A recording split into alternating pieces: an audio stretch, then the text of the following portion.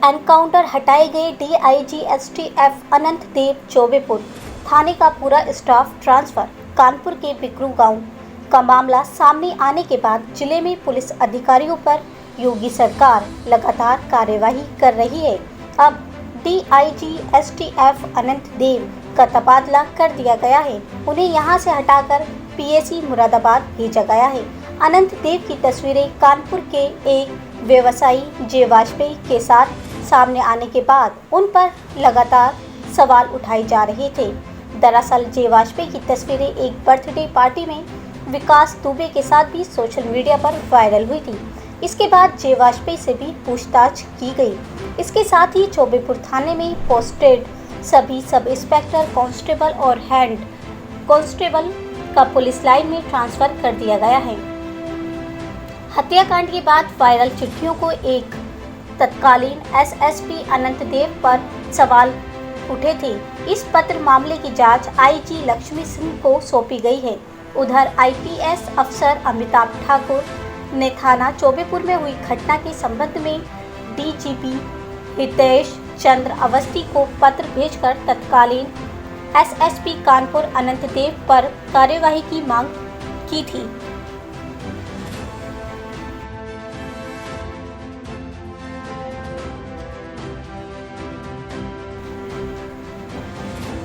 जोधपुर उम्मेद अस्पताल में बच्चों को एक्सपायरी दवा। यहां फंगस लगे ग्लूकोज से 29 महिलाओं की हुई थी मौत। जोधपुर राजस्थान में जोधपुर संभाग के सबसे बड़े बच्चों के अस्पताल उम्मेद हॉस्पिटल में बच्चों के इलाज में गड़बड़ी का मामला सामने आया है। यहां 4 बच्चों को अवधि पार इंजेक्शन मिले ग्लूकोज चढ़ाए जाने का आरोप है। इस मामले से जुड़ा एक वीडियो भी सोशल मीडिया पर वायरल हो रहा है। अस्पताल प्रशासन ने इस मामले को लेकर एक जांच कमेटी बनाई है जो इस मामले की जांच कर रही है, लेकिन इस मामले में अस्पताल के कर्मचारी दबी जुबान कुछ अलग ही कहानी बयां कर रहे हैं।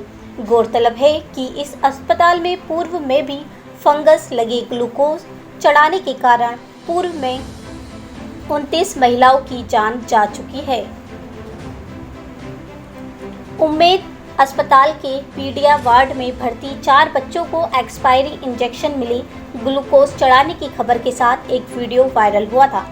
इसमें कहा जाता है कि बच्चे को एक्सपायरी इंजेक्शन मिला। ग्लूकोज जैसे ही चढ़ना शुरू होता है तुरंत उसे हटा लिया जाता है। इस घटना के बाद उम्मेद अस्पताल अधीक्षक डॉक्टर रंजना देसाई ने एक कमेटी का गठन किया जो इस पूरे मामले की जांच कर रही है।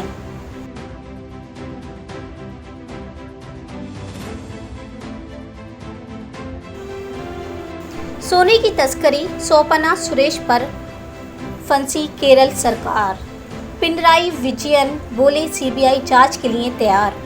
केरल के तिरुवनंतपुरम इंटरनेशनल एयरपोर्ट पर एक राजनयिक लगेज से 30 किलोग्राम सोना जब्त किया गया है। इस घटना के बाद केरल में एक बड़ा राजनीतिक तूफान खड़ा हो गया है, क्योंकि तस्करी रैकेट की मुख्य संदिग्ध सोपना सुरेश राज्य में सत्ताधारी वाम लोकतांत्रिक मोर्चे की सरकार की करीबी बताई जा रही हैं। इस संबंध में आरोपियों के बाद मुख्यमंत्री पिनराई विजयन ने कहा है कि सीबीआई जांच के लिए तैयार है।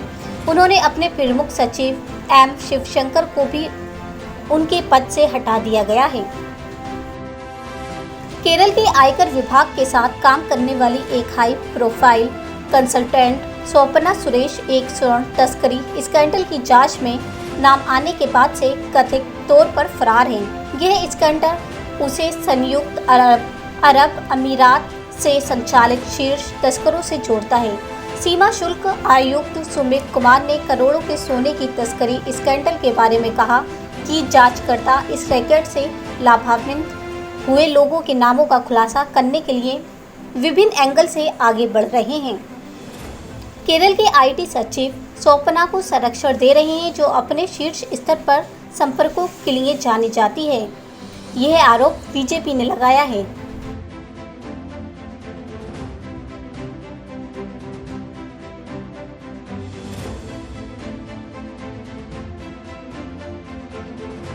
भारत ने बना ली कोरोना वायरस की स्वदेशी वैक्सीन। 15 अगस्त को लॉन्च की तैयारी।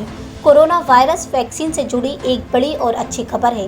पता चला है कि देश में 15 अगस्त को कोरोना वैक्सीन लॉन्च करने की तैयारी है, यानी स्वतंत्रता दिवस के दिन से देश को कोरोना वायरस से भी आज़ादी मिलना शुरू हो सकती है।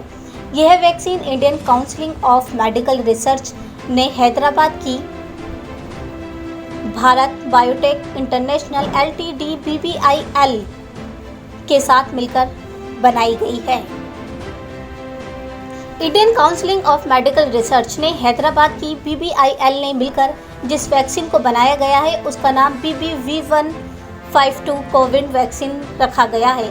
यह पूरी तरह से स्वदेशी है। CMR के एक्सपर्ट ने बताया है कि कोरोना वायरस की वैक्सीन को क्लिनिकल ट्रायल के बाद 15 अगस्त को लॉन्च किया जा सकता है। इस काम को जल्द से जल्द पूरा करने के लिए CMR ने सभी स्टेक होल्डर्स को पत्र लिखा है। कहा गया है कि इस काम को टॉप प्रायोरिटी पर करना है। CMR ने भारत बायोटेक को लिखे एक पत्र में कहा है कि स्वदेशी कोरोना वैक्सीन का ट्रायल फास्ट ट्रैक मोड में किया जाए, जिसे 15 अगस्त तक क्लिनिकल ट्रायल की रिपोर्ट को लॉन्च कर दिया जाए।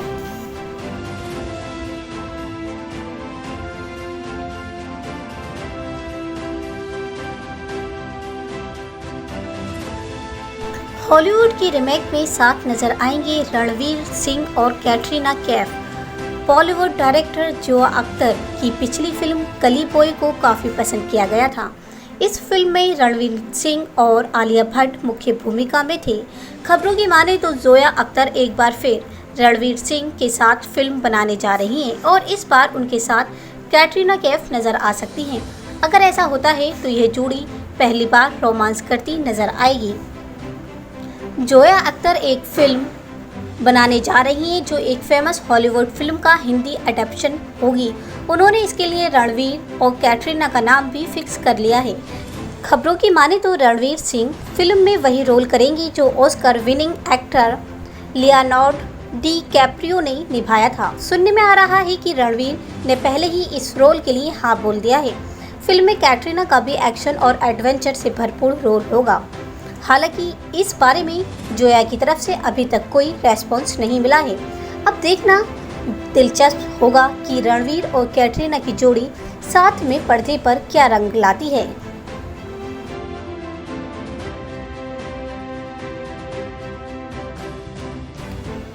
दीपिका पादुकोण के इंस्टाग्राम पर 50 मिलियन फॉलोवर्स पूरे हो जाने पर फैंस ने दीपिका पादुकोण बॉलीवुड की चर्चित एक्ट्रेस में से एक है। अपनी एक्टिंग का जलवा बिखेरने वाली दीपिका का सोशल मीडिया पर भी दबदबा कायम है।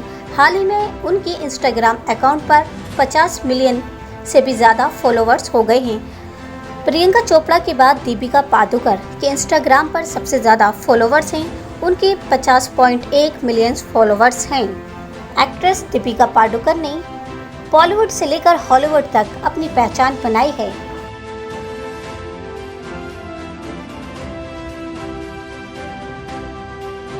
वरुण धवन की कूली नंबर 1 बड़े पर्दे पर होगी रिलीज।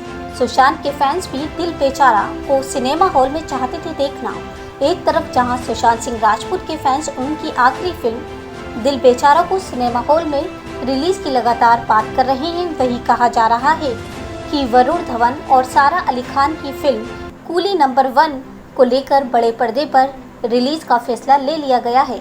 जहां लॉकडाउन के बाद धड़ाधड़ बॉलीवुड फिल्मों के OTT प्लेटफॉर्म पर रिलीज की खबरें आ रही हैं, वहीं सारा अली खान और वरुण धवन की कूली नंबर 1 को लेकर मेकर्स कुछ और ही सोच रहे हैं। बता दें कि जहां दिल बेचारा, लक्ष्मी बम भुंज जैसी फिल्में OTT प्लेटफॉर्म पर रिलीज हो रही हैं, वहीं कहा जा रहा है कि इस साल की बड़े बजट की कुछ फिल्में सूर्यवंशी दिवाली पर और 83 क्रिसमस पर बड़े पर्दे पर रिलीज होने वाली है।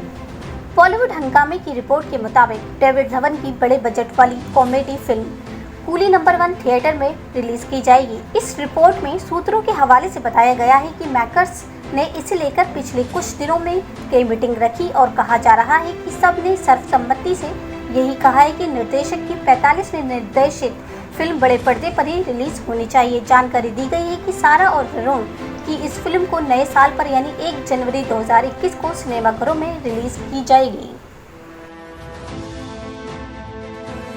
मोटरोला का सबसे सस्ता 5G फ़ोन मोटो G प्लस लॉन्च। स्मार्टफोन निर्माता अपनी मोटरोला ने अपना मोटो G प्लस स्मार्टफोन आखिरकार लॉन्च कर दिया है। खास बात है कि इस 5G स्मार्टफोन की शुरुआती कीमत 249 यूरो करीब 29,000 रुपये रखी गई है। यह कंपनी का सबसे सस्ता 5G स्मार्टफोन है। इस कंपनी पर इस स्मार्टफोन का सीधा मुकाबला वन प्लस स्मार्टफोन से रहेगा। इस स्मार्टफोन में डुअल पंच होल डिज़ाइन वाला 6.7 इंच का बड़ा डिस्प्ले मिलता है। तो इस फ़ोन को फिलहाल यूरोपियन मार्केट में उतारा गया है। इस फ़ोन की 4G RAM plus 64GB storage वाले मॉडल की कीमत 29,000 रुपये और 6GB रैम 128GB स्टोरेज वाले मॉडल की कीमत 399 यूरो करीब 33,000 रुपये है। 143 साल के इतिहास में पहली बार बिना दर्शकों के टेस्ट क्रिकेट। दर्शकों के बिना क्रिकेट मैच की कुछ महीने पहले तक कल्पना तक नहीं की जा सकती थी, लेकिन कोरोना वायरस महामारी के चलते अब यह एक हकीकत बन गया है। अंतर्राष्ट्रीय क्रिकेट 116 दिन बाद लौट रहा है। नियम कुछ बदले होंगे, माहौल भी काफ़ी अलग होगा। खाली दर्शक दीर्घा में मुकाबले एक अलग तरह का अनुभव होगा। इंग्लैंड और वेस्टइंडीज़ के बीच बुधवार से शुरू हो रहे टेस्ट मैच से अंतर्राष्ट्रीय क्रिकेट की वापसी हो रही है। करीब 4 महीने बाद अंतर्राष्ट्रीय क्रिकेट शुरू हो रहा है। ये मैच खाली स्टेडियम में बिना दर्शकों के खेला जाएगा। टेस्ट क्रिकेट के 143 साल के इतिहास में ऐसा पहली बार होगा। सब कुछ बदला सा होगा। इंग्लैंड और वेस्टइंडीज़ की टीमें जब मैदान में पहुंचेंगी तो उनका स्वागत करने के लिए स्टैंड में दर्शक मौजूद नहीं होंगे। बेशक खिलाड़ी भी मैदान पर दर्शकों के जोश, पोस्टर्स और स्लोगन को मिस करेंगे। क्रिकेट के खेल में रोमांच बनाए रखने के लिए इन सब का अहम किरदार होता है। बंद दरवाजों में खेली जाने वाली इस सीरीज में अंपायर होंगे, खिलाड़ी होंगे, रेफरी होंगे, लेकिन अपने पसंदीदा खिलाड़ियों की हौसला अफजाई के लिए दर्शक नहीं होंगे। एक्ट्रेस समीक्षा ने सिंगापुर में की शादी। एक्टिंग के साथ साथ मुंबई को भी कहा अलविदा। समीक्षा ने 3 जुलाई को शादी करने के बारे में वह तारीख हमारे लिए बहुत शुभ है, क्योंकि इस दिन शेल के पापा का 2016 में देहांत हो गया था। हमने सिंगापुर के एक लोकल गुरुद्वारा में साधारण सी सेरेमनी रखी और उसमें घर परिवार के लोगों ने वीडियो कॉल के जरिए हिस्सा लिया।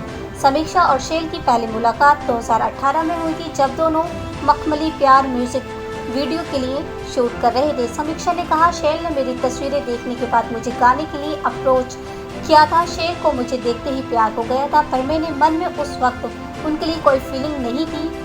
लेकिन गाने की शूटिंग के दौरान हमारे बीच बातचीत शुरू हुई और एक दूसरे के करीब आ गई। शेल के आने से मेरी जिंदगी पूरी तरह बदल गई है। समीक्षा ने अब एक्टिंग छोड़ दी है और मुंबई भी। वह बोली, अभी मुंबई लौटने का मेरा कोई इरादा नहीं है और मैंने इंडस्ट्रीज, फिल्म और टीवी को भी अलविदा कह दिया है।